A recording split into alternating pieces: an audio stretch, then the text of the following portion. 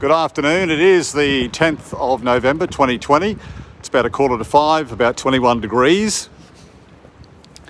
And we're walking toward the oldest building in Brisbane, and perhaps the oldest construction of its kind in Australia.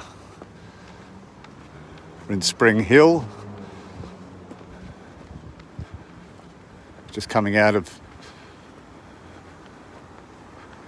the Spring Hill area.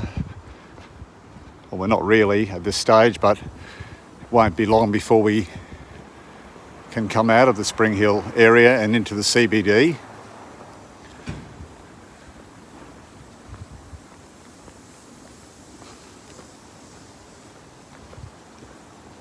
We're walking down Berry Street now.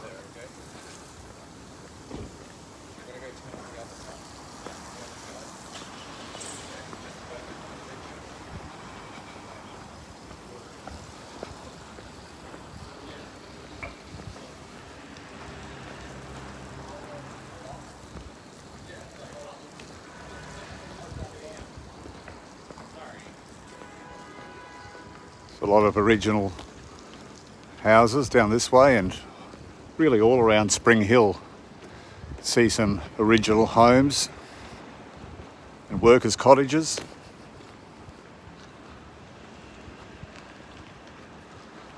Some have been restored and some need a lot of work.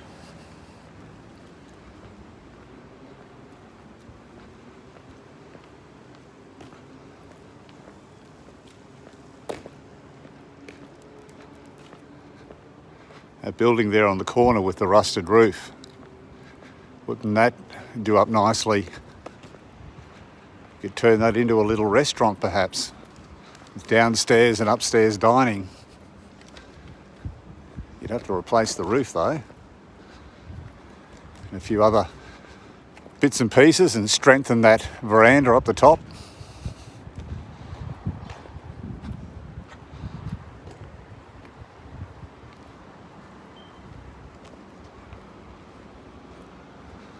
Very old buildings. As I'm walking through the street, someone's cooking curry. I can smell it.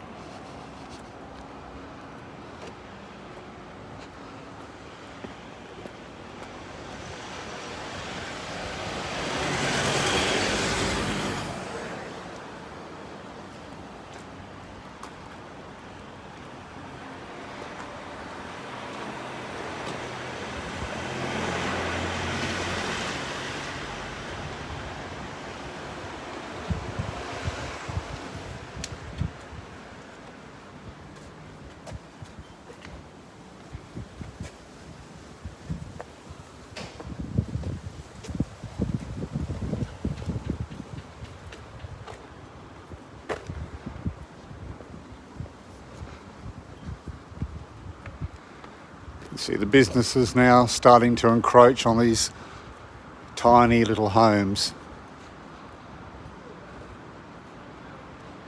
As you can see right there.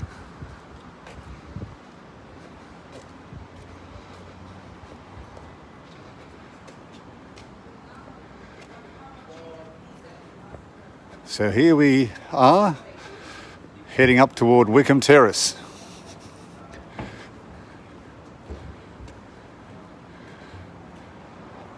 King Edward Park is right in front of us.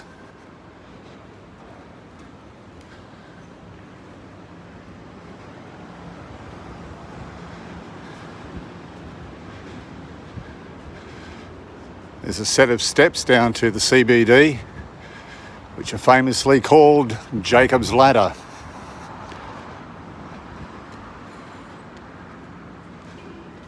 Oh, there's a walkway over there. We'll do the right thing and take the walkway.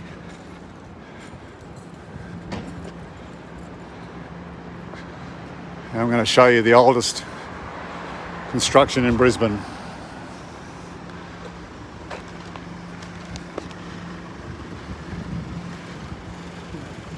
Just show you a little bit of this park first.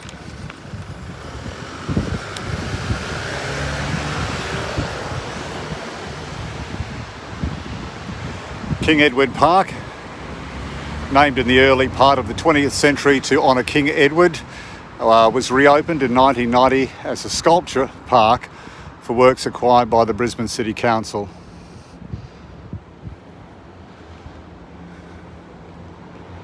And it's a lovely little park. That's what they call Jacob's Ladder, those stairs which lead down into Brisbane CBD. So let's go up here to have a look at what I wanted to show you.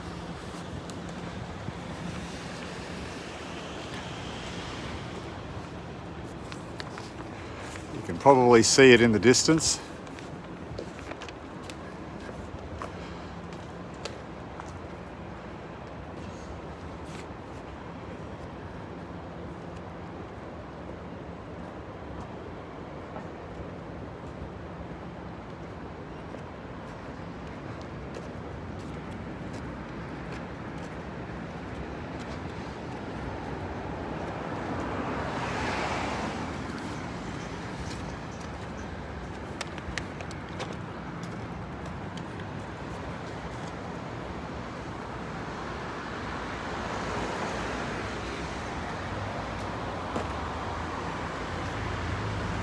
I'll give you a look from over here first.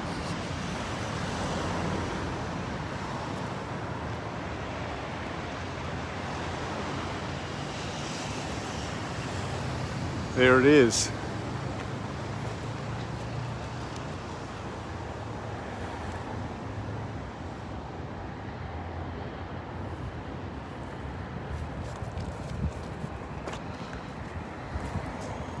That's the Old Windmill in Brisbane. Some refer to it as Tower Mill.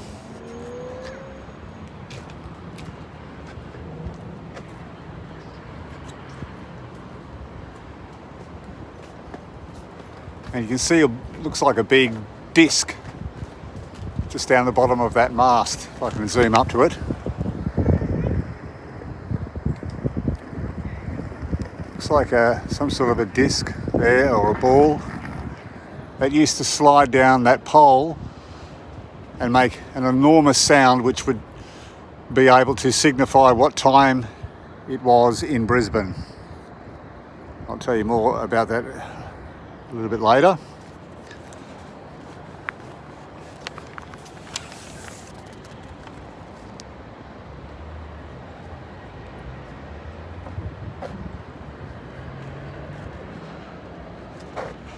The Old Windmill is a heritage listed tower mill, and this is Observatory Park, adjacent to Wickham Park. We're at 226 Wickham Terrace, Spring Hill, City of Brisbane. As I said, it doesn't take long to be out of Spring Hill. If you walk down Jacob's Ladder, which I showed you earlier, we're then into the CBD.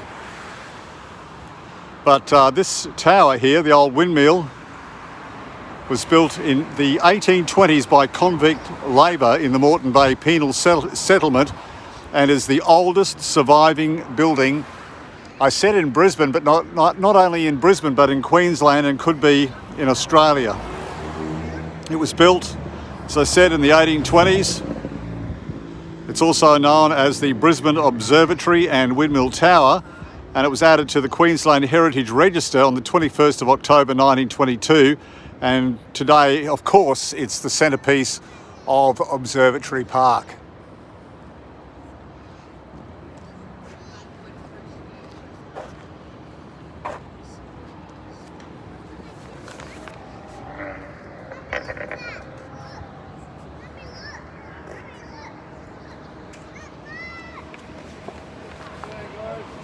There you going. That's good.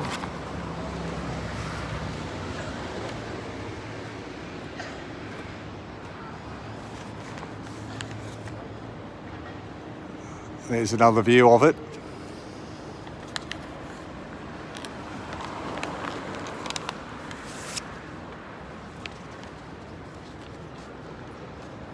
So it's the oldest convict-built structure surviving in Queensland. The Windmill Tower has accommodated a range of uses, rather.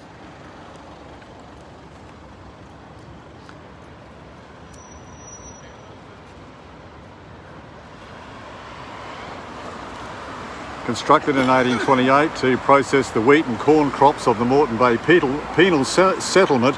It had a treadmill attached for times when there were no wind, because there, obviously being the windmill, it had sails on it. But for those times where it wasn't windy, there was a treadmill. And that was for convicts to use the treadmill, and they used that treadmill as part of punishment for convicts. The mill ceased grinding grain in 1845, and the treadmill was removed sometime before 1849.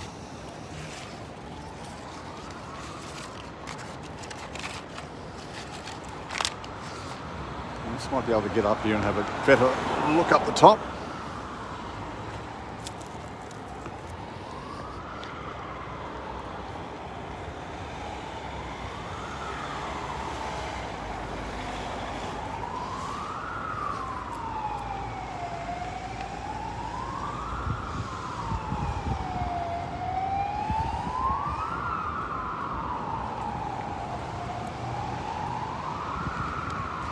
From 1855, the tower was reused as a signal station to communicate shipping news between the entrance of the Brisbane River and the town, and substantial renovations were made to this tower in 1861, and that included the installation of a time ball to assist in regulating clocks and watches. And I showed you that time ball, that disc up the top before. Well, 20 years later, a cottage for the signalman was constructed to the immediate west of the tower, with a detached kitchen erected to the south 2 years after that. Both were later demolished. This Windmill Tower was used as a facility for early radio, telephony and television communications research from the 1920s, and underwent substantial conservation work in the 1980s and also in 2009.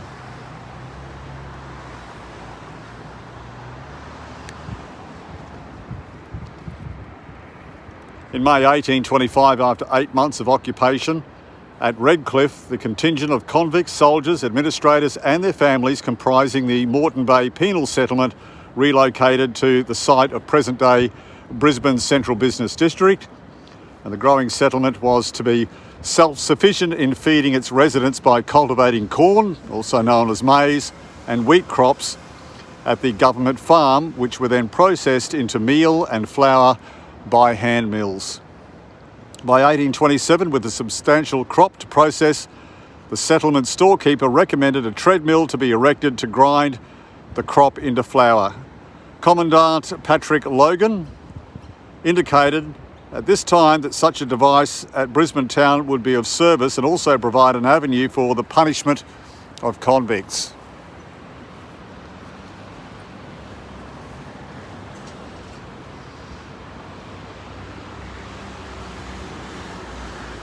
There's little evidence confirming details of the Windmill Tower's planning and construction, by the way.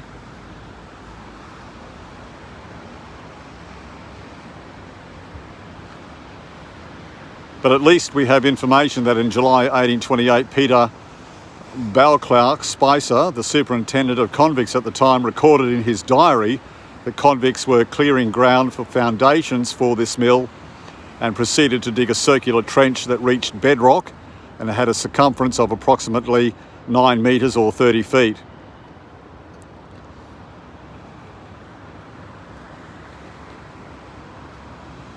The mill was constructed on the highest point overlooking the settlement on what is now known as Wickham Tce. And we're on Wickham Tce now. By the 31st of October 1828, the first grain was being ground at this site by a mill gang.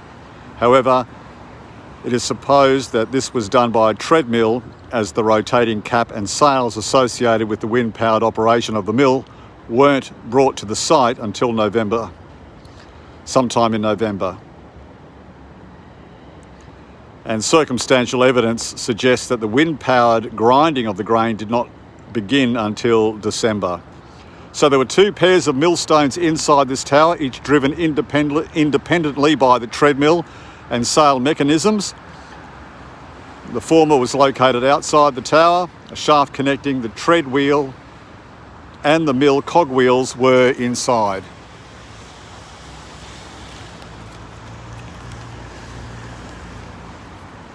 The treadmill was an important component of the mill for use as punishment without trial and for times when there was no wind but the amounts of grain sufficient to sustain the settlement still required processing.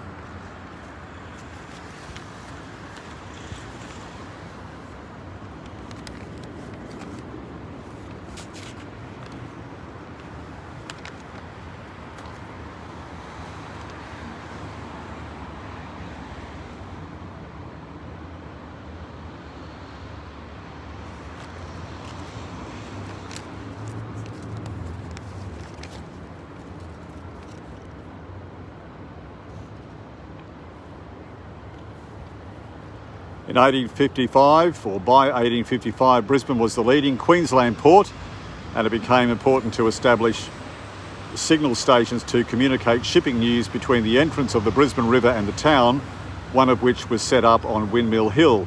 This required modifications to the tower to include a semaphore station connected to the electric telegraph.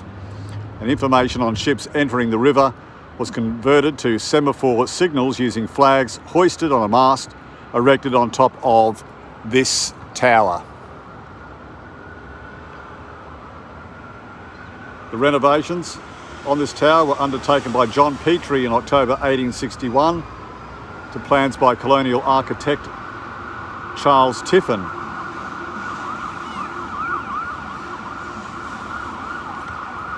And this tower, this windmill tower, was Brisbane's first museum as well. They had Brisbane's first museum inside this tower.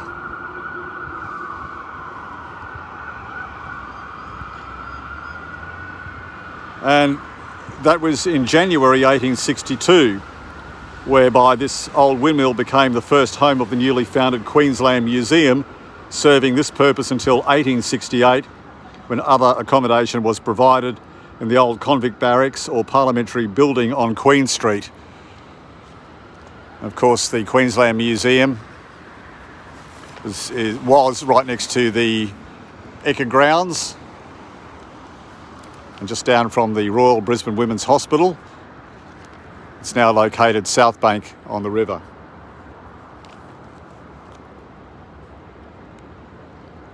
So we mentioned that Petrie installed a time ball on top of the tower to provide a reliable authority for regulating clocks and watches. It was dropped at 1 o'clock each day based on observations relayed by telegraph from Sydney. That time ball, even though it's still up there, it was replaced by a time gun in 1866 with an embankment and shed constructed to hold the gun in 1874. After 1882, the gun and shed were moved to the eastern section of the current reserve before the shed was demolished in 1908. But the time gun proved useful to people as far away as Logan, Caboolture and Ipswich.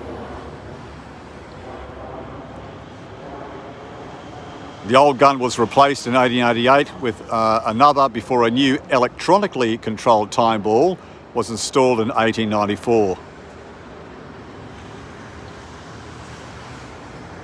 And around 1925, the Queensland Institute of Radio Engineers began wireless radio and telephony research at this tower and used the signalman's cottage to meet 2 nights a month.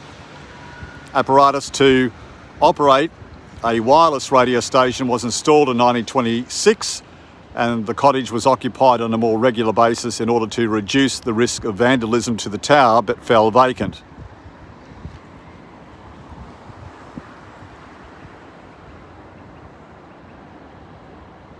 From 1922 to 26, the tower served the Institute of Radio Engineers for meetings and experiments. Gympie radio pioneer A.E. Dillon, 4CH, was the first experimenter to conduct medium wave tests and transmissions from this tower in late 1921 or early 1922. Of course, the tower was ideally suited for this at the time, as it commanded a panoramic view from Moreton Bay in the east to Darling Downs on the western horizon. And nearby, he also erected a 150-foot or 46-metre mast and strung an 80-foot antenna between it and the tower, the most impressive configuration of its kind in Queensland at the time.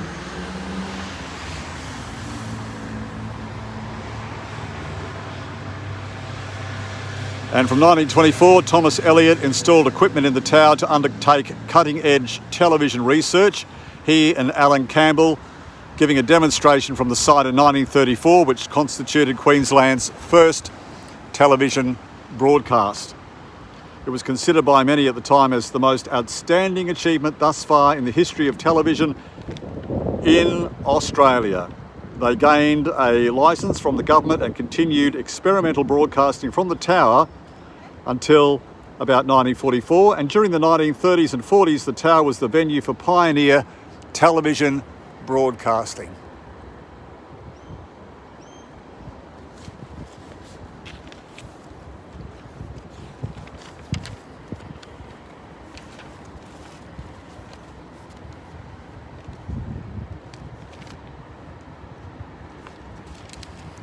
So I hope you enjoyed that history on the Windmill Tower. It's hard to get a really good view of this tower.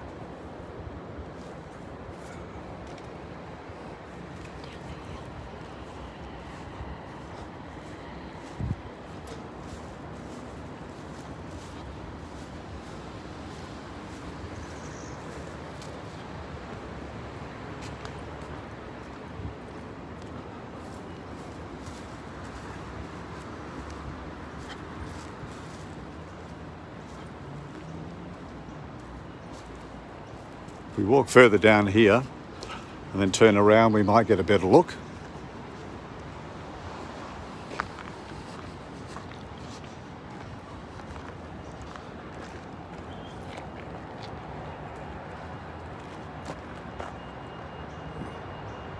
There we go, is that better? That's that ball up the top which dropped, so people could tell what time it was, set their clocks and watches by it. It was replaced then by a gun, and then an electronic ball drop was then installed.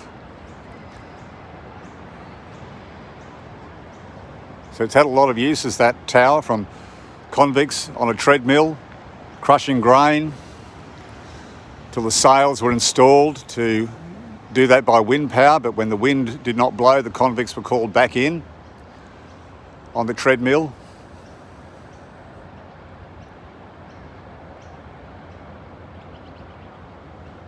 It was used to signal ships with semaphore as well. It was used for experimental radio and television transmissions as well. And it is the oldest building in Brisbane and in Queensland.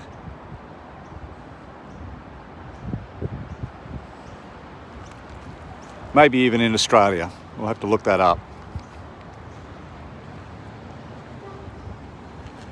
So we just walked down this park a little bit. We're coming off Wickham Street now. It's Wickham Street where you can see those cars going by. There's the Windmill Tower there. We're going to walk down toward Roma Street, toward the Roma Street Parklands. And we're going to do a video walk right through the Roma Street Parklands as well on a future video walk. We'll also do a video walk in the Brisbane Botanic Gardens too, which is right near the Brisbane River.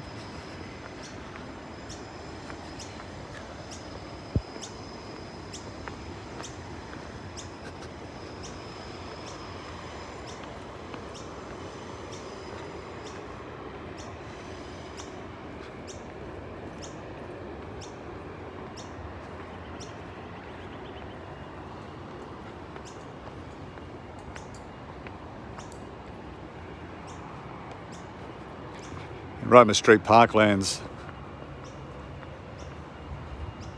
used to be a railway depot. All sorts of railway carriages or railway cars were stored there. Locomotives. Way back, steam and diesel locomotives were stored there, but it's now a park, beautiful park called the Roma Street Parklands. Roma Street railway station is still in this area, however, for commuter trains within Brisbane, and also trains including the Sunlander heading up north, and other trains heading up north and out west as well.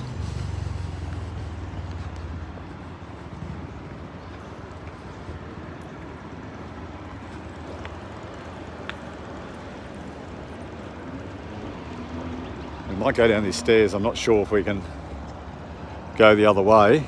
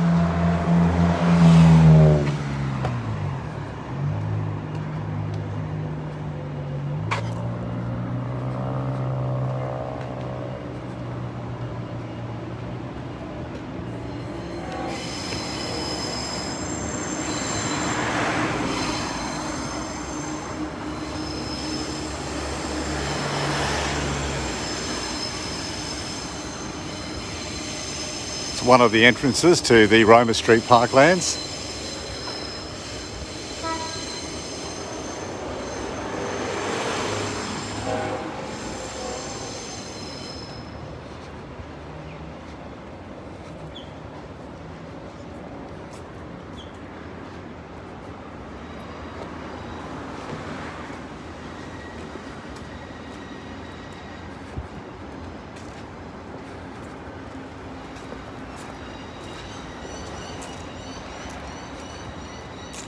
Very busy railway station.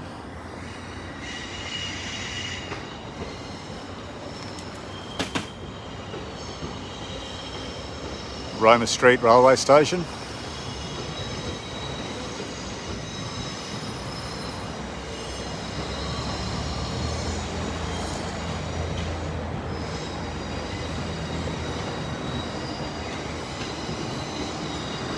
And that leads toward the gardens, the Roma Street Gardens, which we will show you on a future video.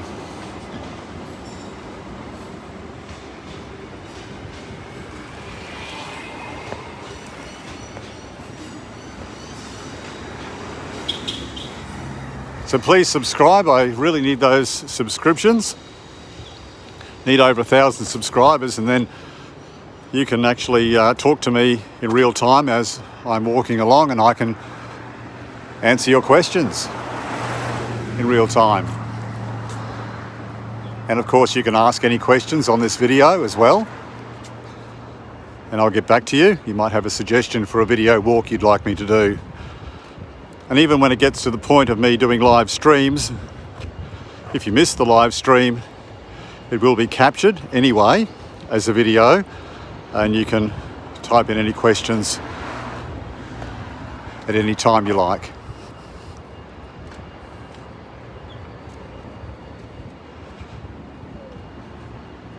So this is Jeff, otherwise known as Explorerman, signing off.